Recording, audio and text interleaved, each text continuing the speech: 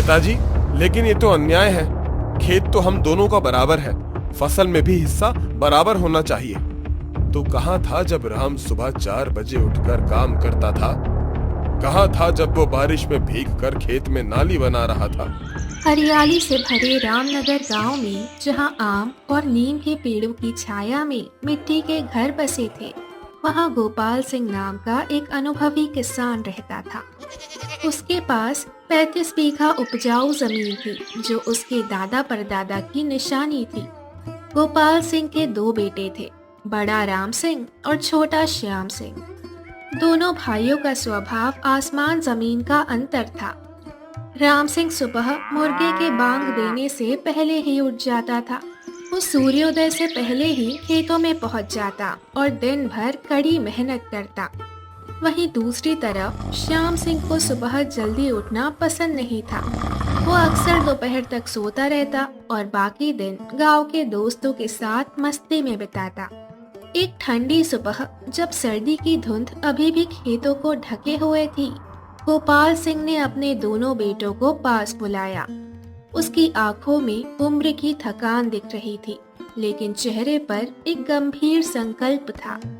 बेटो, आज मैं तुमसे कुछ महत्वपूर्ण बात कहना चाहता हूँ। अब मेरी उम्र हो गई है। ये हाथ अब वो ताकत नहीं रखते कि भोर से शाम तक खेतों में काम कर सके। मेरी कमर में दर्द रहता है और आंखें भी धुंधली होने लगी हैं। समय आ गया है कि तुम दोनों अपनी जिम्मेदारी उठाओ। पिताजी, आप बिल्कुल चिंता ना करें। मैं खेती बाड़ी का सारा काम अपने ऊपर ले लूंगा। आपने हमें जो सिखाया है उसे मैं पूरी ईमानदारी से आगे बढ़ाऊंगा। जी हाँ बाबूजी, हम दोनों भाई मिलकर सब कुछ संभाल लेंगे। आप आराम कीजिए। गोपाल सिंह ने अपनी बुद्धिमानी भरी आंखों से दोनों बेटों को देखा और धीरे धीरे मुस्कुराते हुए कहा, ये बहुत अच्छी बात है कि तुम दोनों तैयार हो, लेकिन सुनो, ये जमीन सिर्फ मिट्टी का टुकड़ा नहीं है। ये हमारे पूर्वजों की धरोहर है, हमारी माँ के समान है। इसे सम्मान, प्रेम और कड़ी मेहनत से संभालना होगा। याद रखना बेटो, ये धरती माँ उसी की गोद भरती है जो उसके साथ सच्चाई से रिश्ता रखता है। जो मेहनत करेगा, धैर्य रखेगा, वही इसका असली हकदार होगा। कुछ दिन बीत गए। बसंत का मौसम था और खेती के लिए सबसे अच्छा समय था। राम सिंह रोज सुबह 3:30 बजे उठकर स्नान करता, भगवान का नाम लेता और फिर खेतों की तरफ निकल जाता। वो पहले अपने बैलों शेरू और मोती को प्यार से नहलाता, उन्हें चना और हरा चारा खिलाता और फिर हल लेकर खेतों की जुताई शुरू करता। दूसरी तरफ श्याम सिंह को सुबह जल्दी उठना बिल्कुल पसंद नहीं था। वो अक्सर कहता कि रात देर तक जागने के कारण सुबह नींद नहीं खुलती। जब राम सिंह 2 घंटे से खेत में काम कर रहा होता, तब कहीं जाकर श्याम सिंह की आँख खुलती। राम जी देखिए, श्याम जी अभी तक सो रहे हैं। सूरज इतना ऊपर आ गया है। आप अकेले इतना सारा काम कैसे कर पाएंगे? पूरे 35 बीघा की जमीन है। सुनीता, तुम चिंता मत करो। काम से कभी डरना नहीं चाहिए। हमारे बुजुर्ग कहते हैं कि भगवान मेहनत करने वालों का हमेशा साथ देता है। मेहनत कभी बेकार नहीं जाती। और फिर ये काम सिर्फ काम नहीं है, ये हमारी पूजा है, हमारी भक्ति है। राम सिंह की पत्नी सुनीता भी बहुत सहयोगी थी। वो अपने पति के लिए रोज सुबह गर्म चाय और नाश्ता तैयार करके खेत तक पहुंच जाती थी। राम जी, आप थोड़ा आराम कर लीजिए, यहाँ पेड़ की छाया में बैठकर चाय पी लीजिए। धन्यवाद सुनीता, तुम्हारे इस प्यार और सहयोग से मुझे और भी ताकत मिलती है। एक अच्छी पत्नी का साथ मिले तो आदमी कोई भी मुश्किल काम कर सकता है। दोपहर में जब तेज धूप हो जाती, तब कहीं जाकर श्याम सिंह उठता। वो आलस्य में लिपटा हुआ खेत की तरफ आता और देखता कि राम सिंह पहले से ही बहुत सारा काम कर चुका है। अरे भाई, इतनी तेज धूप में क्यों काम कर रहे हो? अभी तो दिन का समय है, थोड़ा आराम करो, सेहत का भी ख्याल रखना चाहिए। श्याम, तुम समझ नहीं रहे। खेती का काम कोई आम काम नहीं है। इसमें प्रकृति के साथ तालमेल रखना पड़ता है। समय पर बुआई ना करें तो बीज ठीक से नहीं उगेंगे। समय पर पानी ना दें तो पौधे सूख जाएंगे। देर से कटाई करें तो फसल खराब हो जाएगी। अरे भाई, इतनी जल्दी क्या है? अभी तो पूरा मौसम पड़ा है। कल कर देंगे, परसों कर देंगे। तुम बहुत चिंता करते हो। राम सिंह ने धैर्य से अपने छोटे भाई की बात सुनी, लेकिन कुछ नहीं कहा। वो जानता था कि समझाने से कुछ नहीं होगा। उसने अपना काम जारी रखा। शाम को जब राम सिंह घर लौटा तो वो थका हुआ लेकिन संतुष्ट था। उसका छोटा बेटा मुन्ना हमेशा दरवाजे पर उसका इंतजार करता रहता। पापा पापा, आप आ गए, पर आप हमेशा इतने थके हुए क्यों आते हैं? आपके कपड़े भी मिट्टी से सने हुए रहते हैं। बेटा मुन्ना, सुनो, मेहनत करने वाला कभी सच में नहीं थकता। हाँ, शरीर थक सकता है, लेकिन मन हमेशा खुश रहता है। हम इसलिए काम करते हैं ताकि तुम्हारा, तुम्हारी माँ का, दादाजी का और पूरे परिवार का पेट भर सके। काम करना भगवान की पूजा करने जैसा है। तो क्या चाचा जी भगवान की पूजा नहीं करते? वे तो खेत में कम ही जाते हैं। बेटे, हर इंसान अलग होता है। हम अपना काम ईमानदारी से करते रहते हैं। दूसरों के बारे में सोचने से कोई फायदा नहीं। दिन बीतते गए। राम सिंह की दिनचर्या एकदम निश्चित थी। वो रोज सुबह सूर्योदय से पहले उठता, खेत जाता, फसल की देखभाल करता, खरपतवार निकालता, पानी देता और शाम तक काम करता। श्याम सिंह कभी कभार ही खेतों का मुंह देखता था। वो अक्सर गांव के दोस्तों के साथ चौपाल में ताश खेलता, कभी पास के शहर में घूमने जाता या फिर घर में आराम करता रहता। एक दिन गांव के बुजुर्ग किसान रामू काका खेत के पास से गुजर रहे थे। उन्होंने देखा कि राम सिंह अकेले ही सारा काम कर रहा है। बेटा राम, तेरा भाई श्याम कहाँ है? आजकल उसे खेत में देखना दुर्लभ हो गया है। तू अकेला इतना सारा काम कैसे संभाल रहा है? काका, हर इंसान का अपना अपना स्वभाव होता है। कोई जल्दी समझता है, कोई देरी से। मैं अपना काम ईमानदारी से करता रहूंगा। भगवान की मर्जी होगी तो सब ठीक हो जाएगा। तू सही कह रहा है बेटे, लेकिन याद रख, मेहनत का फल हमेशा मीठा होता है। जो आज मेहनत करता है, कल वो सुख भोगता है, और जो आज आराम करता है, कल उसे पछताना पड़ता है। रामू काका की बात सुनकर राम सिंह का हौसला और बढ़ गया। उसने सोचा कि गांव के बुजुर्गों का आशीर्वाद उसके साथ है। बारिश के दिनों में जब आसमान से पानी की बूंदें तेजी से गिरती थी, तब दूसरे किसान अपने घरों में आराम कर रहे होते थे, लेकिन राम सिंह बारिश के दिनों में भी अपने खेतों की देखभाल करता रहता। वो प्लास्टिक की चादर ओढ़कर खेतों में जाता और पानी की निकासी का इंतजाम करता। अगर ज्यादा पानी खेत में भर गया तो फसल सड़ जाएगी, इसलिए नालियां बनानी पड़ेंगी ताकि अतिरिक्त पानी निकल जाए। वह मिट्टी से छोटी छोटी नालियां बनाता ताकि ज्यादा पानी से फसल को नुकसान ना हो। उसकी पत्नी सुनीता हमेशा चिंतित रहती। राम जी, आप बारिश में भी काम करते हैं, कहीं बीमार ना हो जाइएगा। जरा अपनी सेहत का भी ख्याल रखिए। सुनीता, किसान की जिंदगी ऐसी ही होती है। हमें प्रकृति के साथ चलना पड़ता है, उसके विरुद्ध नहीं। बारिश हो या धूप, हमारा काम नहीं रुकता। ये हमारी जिम्मेदारी है। एक दिन श्याम सिंह के दोस्त मोहन और रमेश उससे मिलने आए। वे तीनों चौपाल में बैठकर बात कर रहे थे।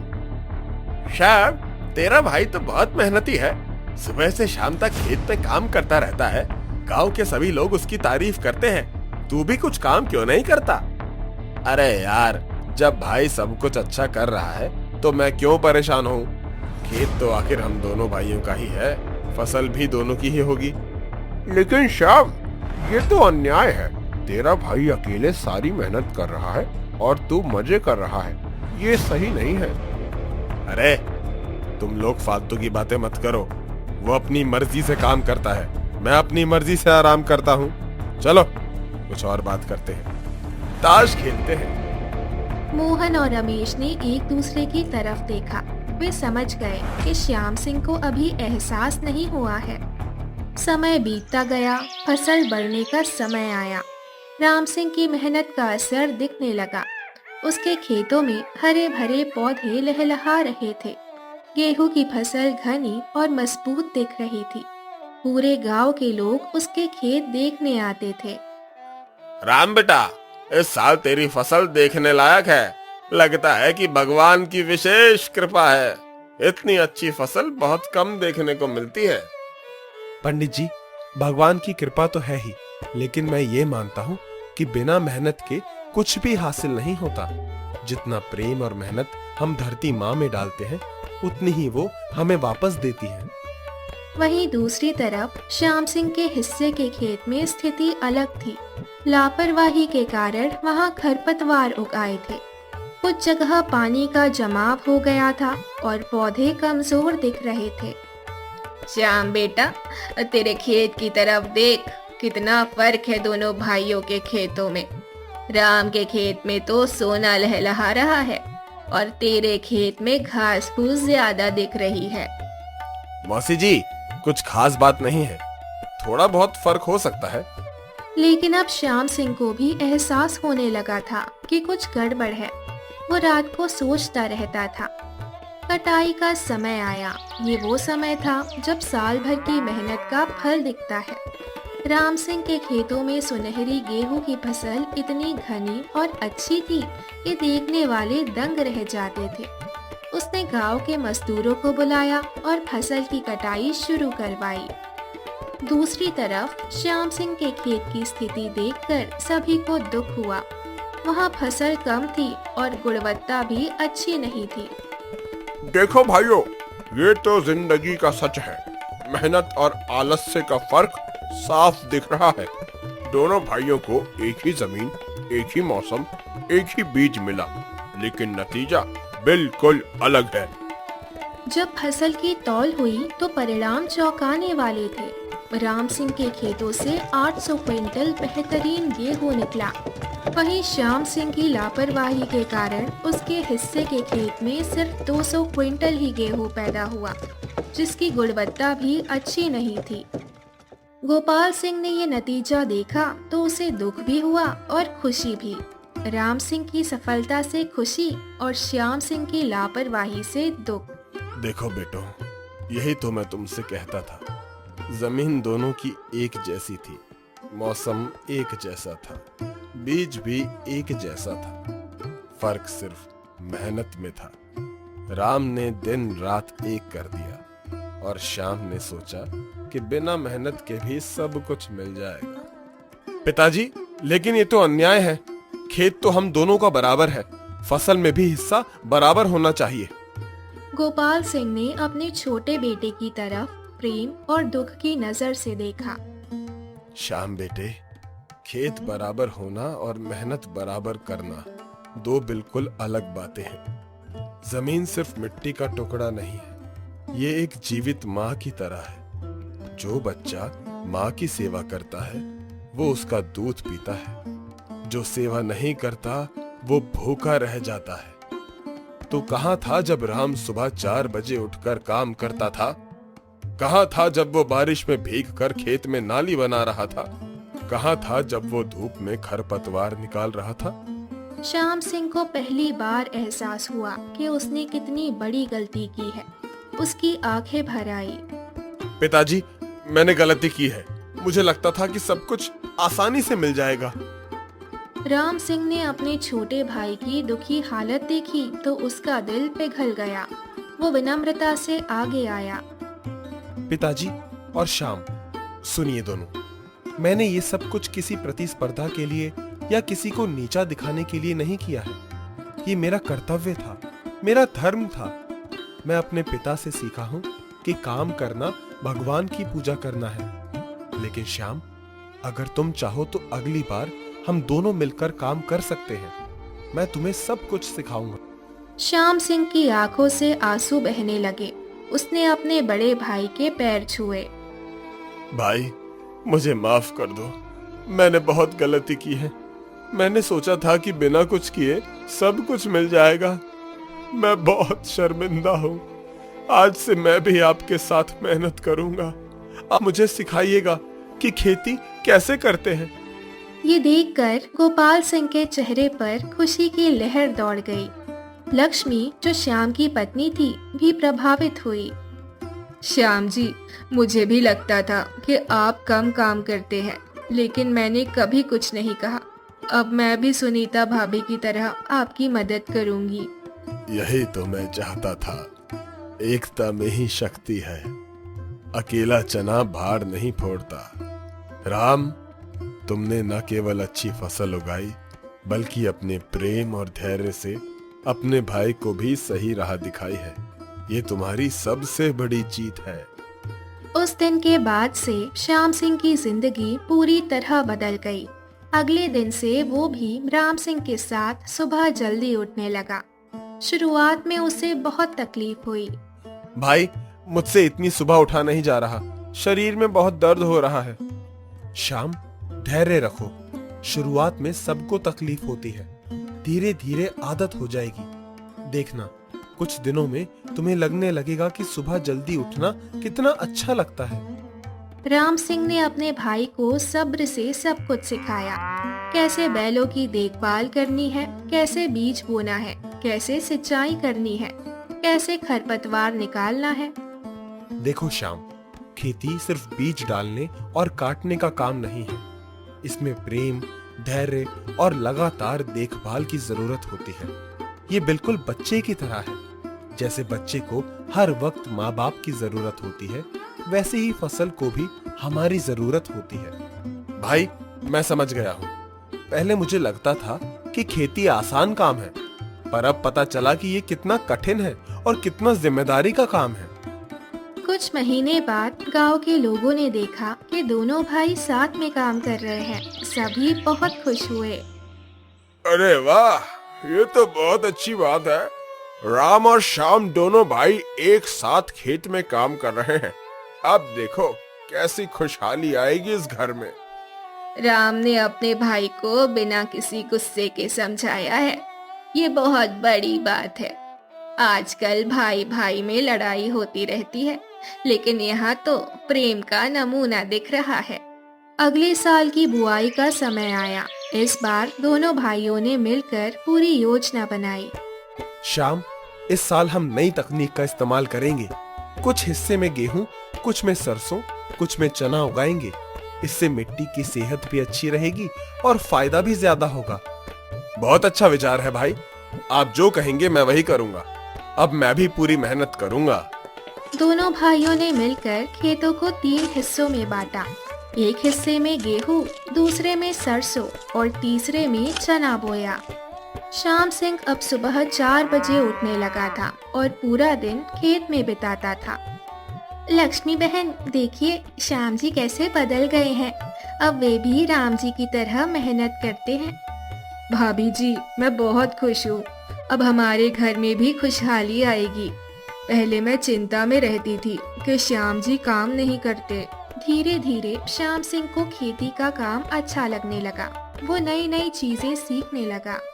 भाई, मुझे अब समझ आ रहा है कि आप इतनी खुशी से काम क्यों करते थे। जब अपने हाथों से लगाए पौधे बड़े होते दिखते हैं तो कितनी खुशी मिलती है। बिल्कुल सही कह रहे हो श्याम। ये काम सिर्फ पैसे कमाने के लिए नहीं है। ये हमारी संस्कृति है, हमारी परंपरा है। हम अन्नदाता हैं, लोगों का पेट भरते हैं। फसल बढ़ने का समय आया। इस बार तो नजारा ही अलग था। पूरे खेत में हरियाली छाई हुई थी। गेहूं की बालियां भारी हो रही थी। सरसों के पीले फूलों से खेत सुनहरा लग रहा था और चने के पौधों पर हरी फलियां लग रही थी। वाह राम और श्याम, इस साल तो तुमने कमाल ही कर दिया। 3 तरह की फसल एक साथ और तीनों इतनी अच्छी। सच में पूरे जिले में इतनी अच्छी खेती शायद ही कहीं देखने को मिली होगी। तुम दोनों भाइयों ने तो मिसाल पेश की है। जब कटाई का समय आया तो पूरा गांव इकट्ठा हुआ।